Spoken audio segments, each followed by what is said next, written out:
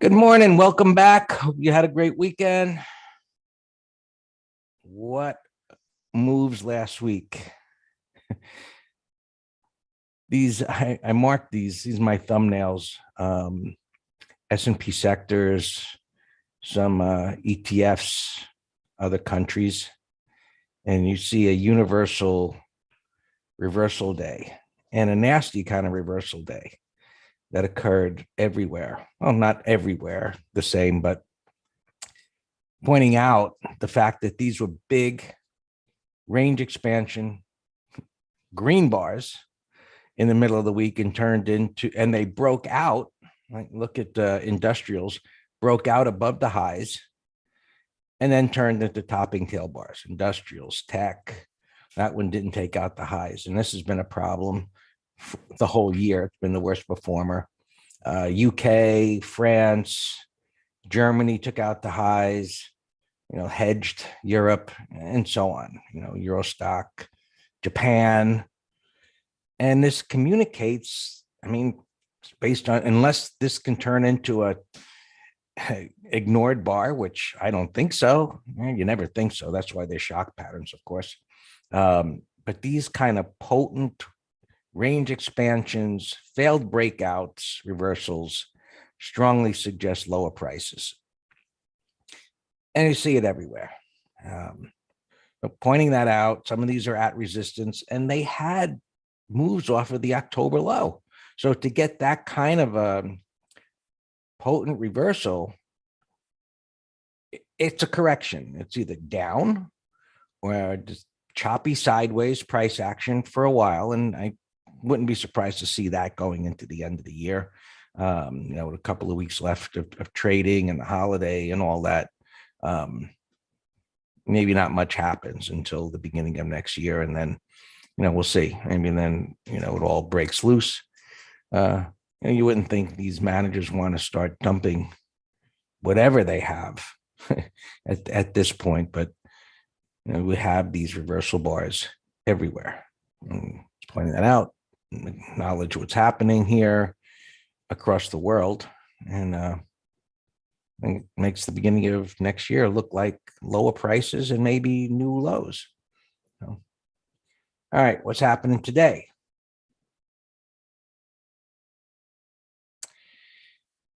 Let's not start with SPX, SPY. So there's the gap up on the better inflation news, right? Better, but still terrible. And down it went for a few days. And as it enters, close part of the void, but the void below, SPY closed below the 50 MA. It stalled there initially and then broke lower. It was a little higher, just inside trading inside Friday's range. And now, yesterday at Friday's close. So essentially nothing happening here. This was up considerably, almost 100 points, which in the context of the move down, it's almost irrelevant, but this was up a little bit and it gave it back, which makes sense. And you see the support is down here, would be an initial downside target. I put this on 90 minutes because I was looking at things this morning so I could scroll back a little bit without crunching things too much. I usually look at the 60. And I'm going to drag this down. Call minor resistance. I'd be surprised that it could get up there. There's a gap fill, that gap down. So somewhere in there, going to get above. And I would think, just based on this sideways price action that developed over a month and a half, which says institutions, whoever, doesn't matter who it is, thought it would go higher, and until it didn't. And now you got this overhead supply. So any coming up into this area, there's going to be sellers. And how we always look at something like this is it's a breakdown. Right? Call it what you want, a double top, Some things look like Head and Shoulders, whatever. You got multiple pivot lows and prices close below them. That's bearish, black and white. And so if it can come up into here, there's going to be sellers. Now, what would negate this bias of going lower? It would have to retrace back up here, and that would be totally insane. But we've had seen some crazy moves. So just based on what we have now, any move up should be met with sellers up into this area. And if prices were to come down here, at least at the beginning of the week, I think things would be extended enough to where there could be a decent counter trend rally, for whatever, a week or so. But, this is where we want to see prices come down to the next pivot low. The faster they go down there, the better. And if they do, then a little bit of stabilization and we get some kind of a rally. And you can see, spider big bar there, the weekly chart, putting that in perspective of these prior bars. A bar of that size that took out a prior high, it was a big green bar. That's a lot of failed expectations.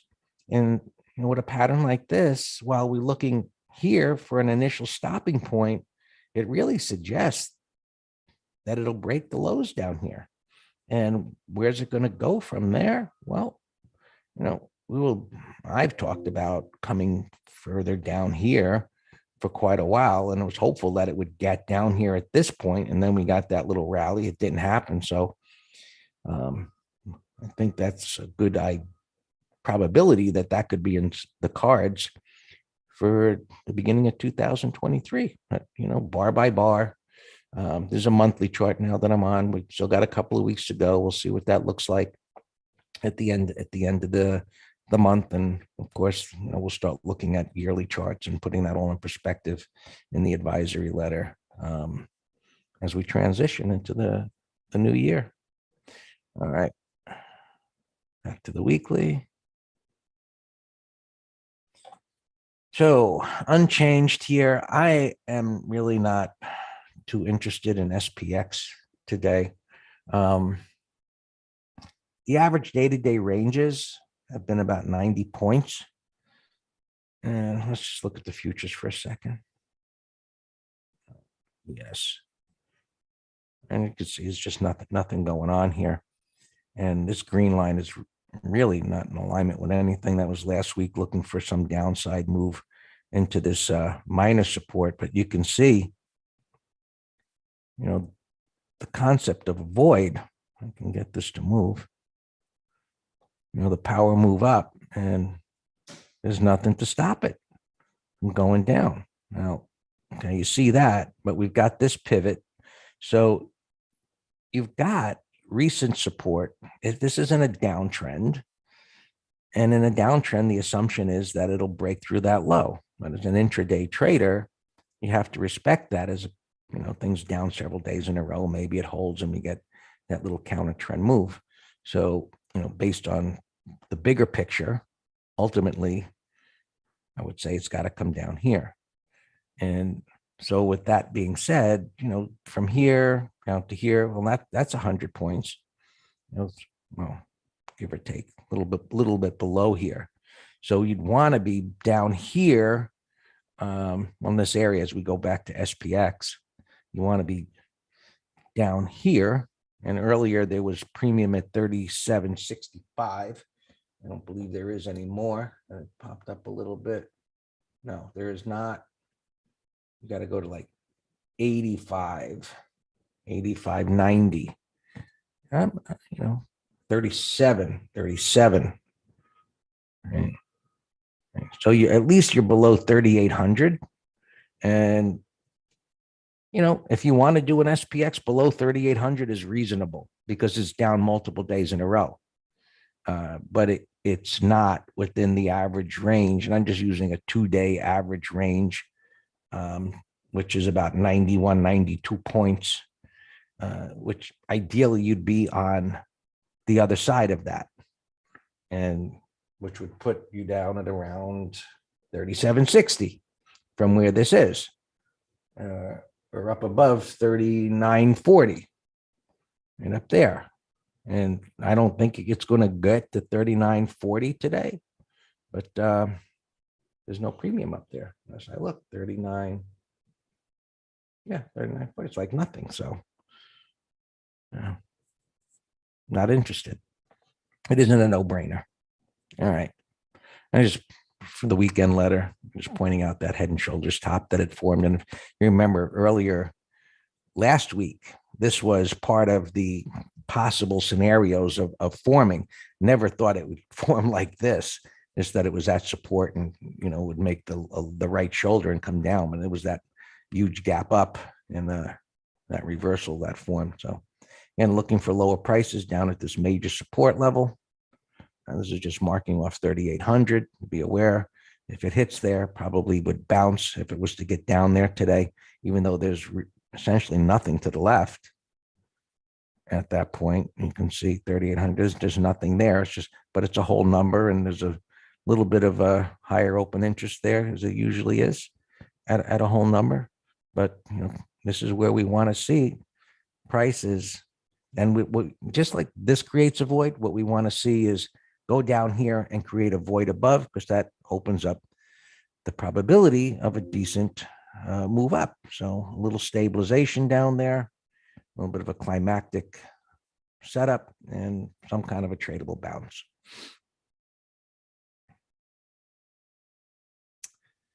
And voids everywhere, ugly reversals. It doesn't get much uglier than that.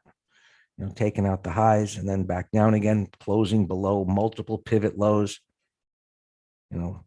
downside bias. Where's the next stopping point?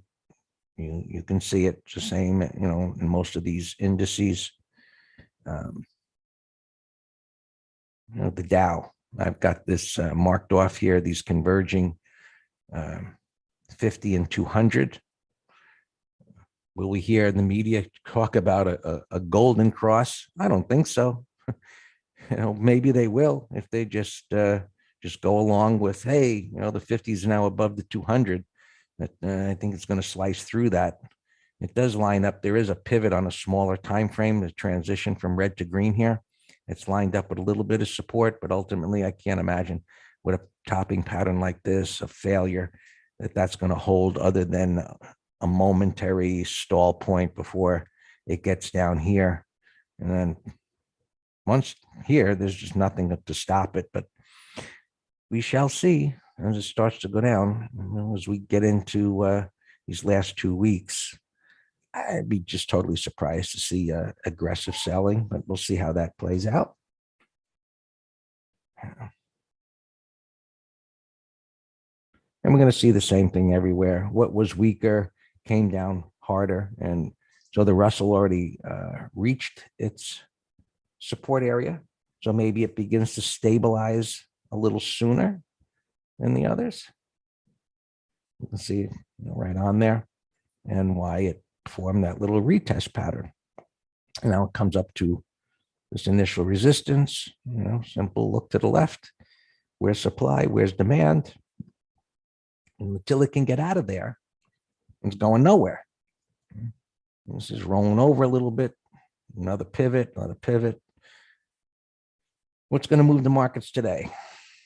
I don't know. They're down a whole bunch. It may just be a lot of choppy price action, which would be fine for a credit spread. But we don't know what's going to happen ultimately.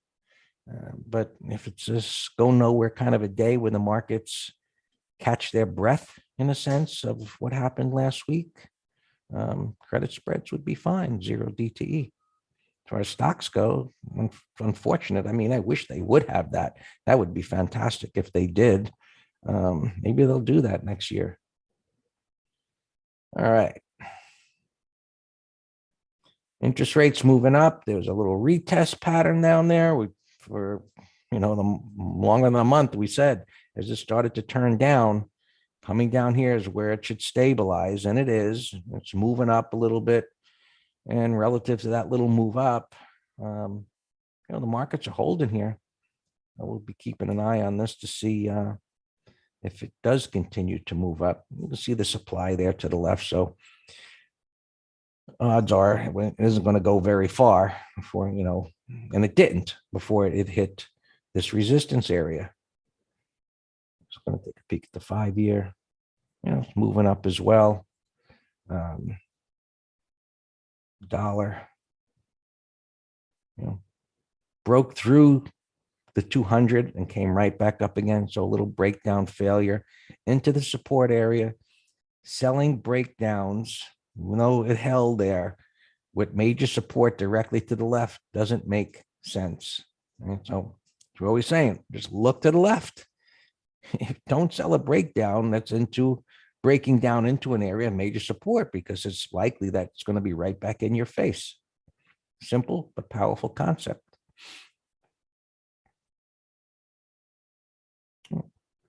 Still grinding higher. It's stalled like everything else. Silver, gold, it's stalled and chopping around. And I think as we go into the end of the year, I don't think any more news what's going to move things. So, people start going away for holiday, and maybe boring, but we'll see what we can make out of it, as we always do day to day.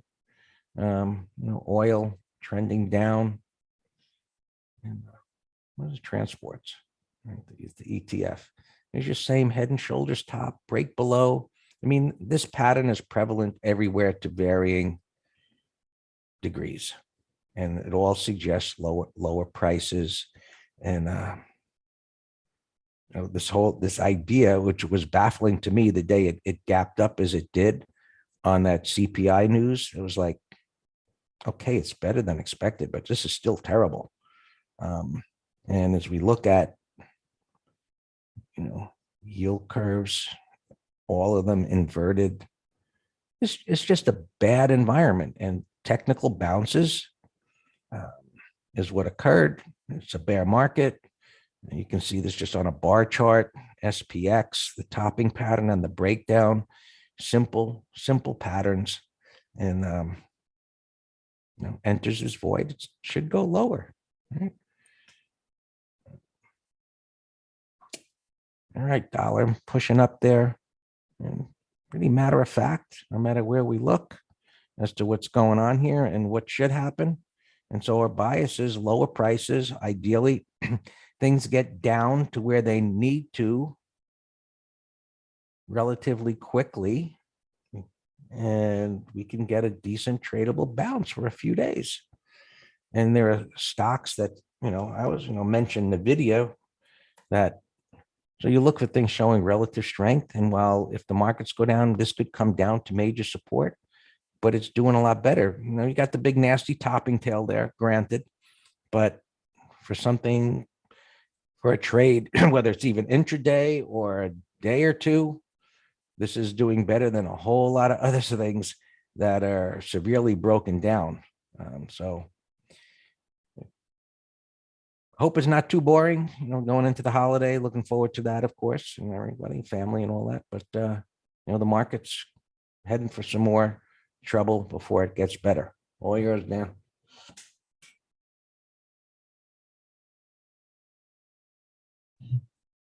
Good morning.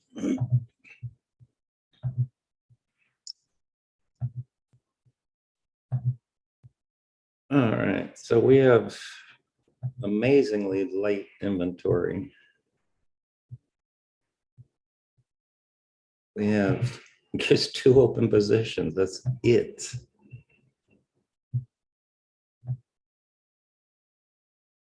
Let's see here. Lima, India. This was a buy setup, closed week. I like the gap over this end of day resistance. So 30-minute high.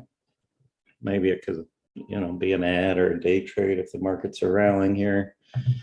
I mean, I agree too. I would love to get a 2 to 3 day more swan dive in the market to get the internals cooked more, but we're down a lot. So, everything Greg said.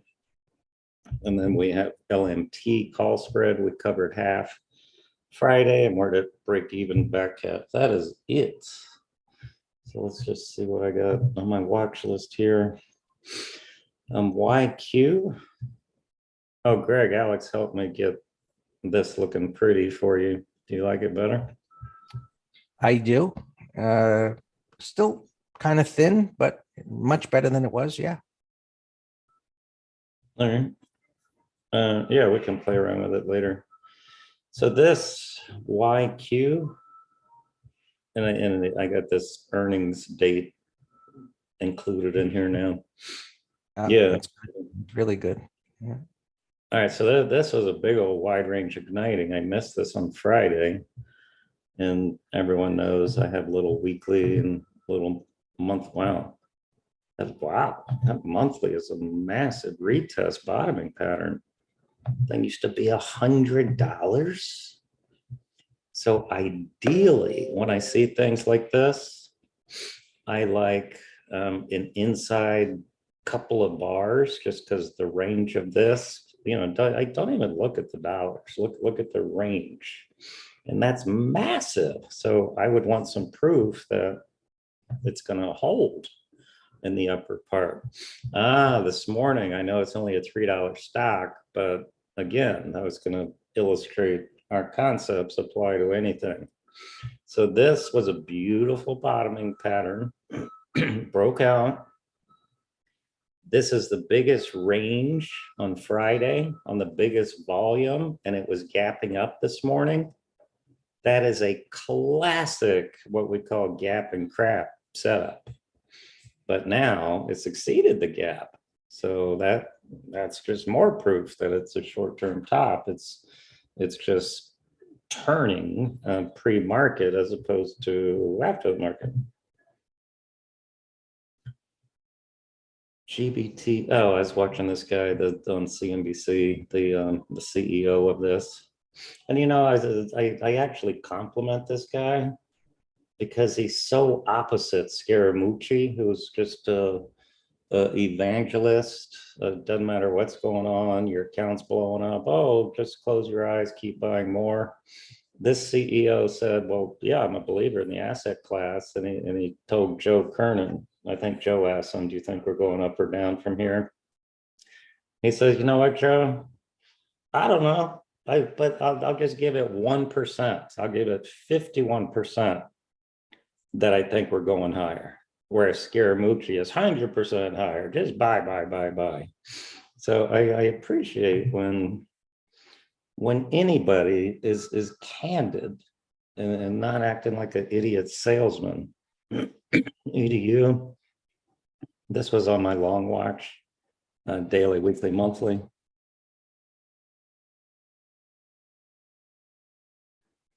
But there's a lot of things. I'm just waiting for a multi-day consolidation to see if we can get on board. There's some news, Meta, I guess European Union's going after them for something. Now, this was bullish here, broke out. Now we're in a trading range. But I put in the letter, if it can get over this pivot over here, then like over 122, then we're going to do a put spread, but there's nothing to do now. But it's relative weakness. Look at this crazy move on Friday. There's another example. The biggest green bar far from the 20 after multiple green bars. That's a wide range ending bar. Now, it doesn't mean you short it right there. You got to wait for a reversal bar because this could have kept going up to $50. I have no friggin' idea. But that's a sign of greed expanding. And now it has a greater than 50% gap. There's going to be a lot of sore bulls in that. Hey, do you remember this Madogal that we've been selling put spreads on? And we sold one on Thursday and we took our money on Friday. And beautiful gain. And we were talking for a while about how the premiums were jacked, and that's just with 99.9% certainty saying there's pending news. Well, guess what? Pending news came out, and they were skewed up and down. And that tells me it's like a do or die news event with a bio. You're either going out of business or you're going to be a hero. And this is telling me that they're a hero. because it's gapping up from 64 to $203. But you know, I just wanted to watch that out of interest to see how it played out. Disney, no pattern, but you know, had that big avatar opening. Tesla, you know, this Musk guy is just drama, drama. You know, he's now sends out a tweet asking the public if he should step down. Oh, JAS 3 is telling me LMT should be a break-even stop on Friday. All right, perfect. I'll close it out break even. Well, that's the back half because we closed half at a profit, but thank you so much for that. I'm JAS 3. Yeah, I'll adjust it. I don't know, this guy, he's a billionaire, he's brilliant, all that, but I just don't care for his drama. So that's just drama. I'm not messing, you know, I don't like even messing with Tesla call or put spreads unless it's just like 2 days. It's so unpredictable because of, you know, surrounding him. Zyme gap into resistance, but look at the monthly, has a big void. So this is something I'll keep on my list, and I hope it just goes sideways for a week. Let it just chop around at resistance. This SMG, this was a nice bottoming pattern we were playing over here. And now it's possibly setting up a double bottom on the weekly. But it's another one that it's going to take a while to set up. So you got to be patient with a lot of these things. Here's another one, W Whiskey. It's range bound. It's a buy setup in a range. You know, it's going to go sideways and break out, or it's going to go sideways and break down. So I'll just watch it. There's CLW. Why am I looking at you? I don't know why, but you're gapping down. I don't know. I don't see anything to do there. These were two Greg mentioned in the letter, SJM and Campbell's holding up beautiful strength last week. Boeing we have is a put spread and a long over Friday's high. It's a buy setup, beautiful strength at the 20, rising 50. That looks good. Echo Alpha, just a counter trend trade above Friday's high. I like the volume spike here. See, we say volume is secondary.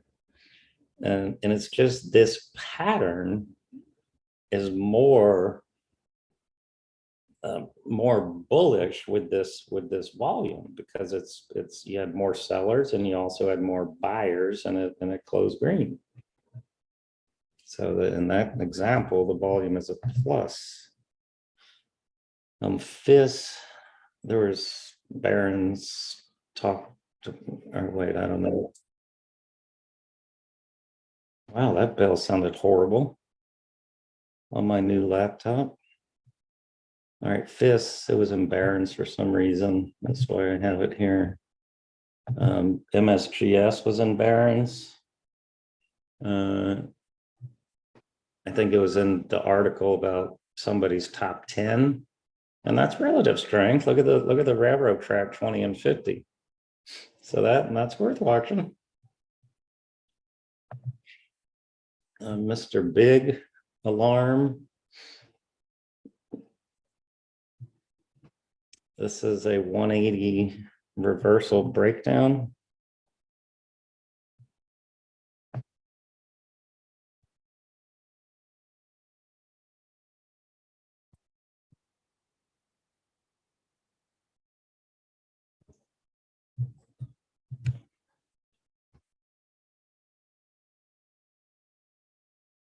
I'll put this in a window, Mr. Big.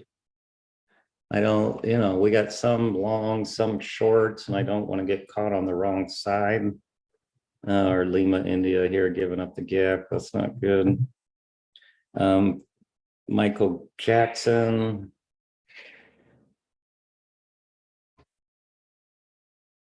It's just a put spread over the high.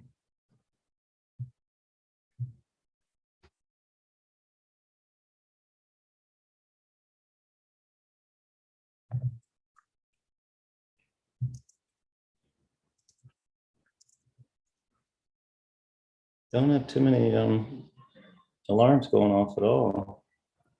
Q's the weakest here. Still just steady downtrend here. Tesla's a bear 1, 2, 3 if it closes like this. Yeah, Google looks lower with a void. Amazon was the weakest. I was hoping to short this on a bounce. I don't like shorting top of the range here unless I have a couple more bars with a continuation pattern, but Amazon looks horrible, daily, weekly, monthly.